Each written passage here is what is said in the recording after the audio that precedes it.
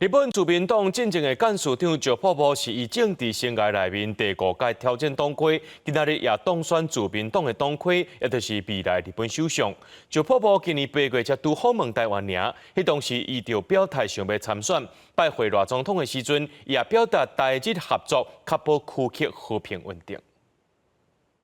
ぜひとも総裁選挙に出馬したいと思っております。今年8月访问台湾时，石破茂头一摆讲，因为参选日本自民党总裁，将伫第5摆参选了后，将有正式选日本首相。而且石破茂访台期间也拜会总统赖清德，表达对台日合作、确保区域和平稳定的重视。価値観を共有いたします日本と台湾がこの地域において抑止力が確保されるように、そしてまた経済が発展していくように、そして国民一人一人が安全で安心できるように。共に協力をしていくことができれば幸いで。今年67月，石破茂出身政治世家，对1986年头一摆众议员到即阵连任12摆，捌出任自民党干事长，并且创立水源会派系，政治经验丰富，捌做过防卫厅长官，甲防卫厅升格了后的防卫大臣。长期注重国防议题，被称作安保通。近年来一摆讲到今日乌克兰明日亚洲的讲法，提出统合日美美韩这同盟，成立亚太办北约。不过对中国立场一向被认为比较和缓保守，也因此引起质疑。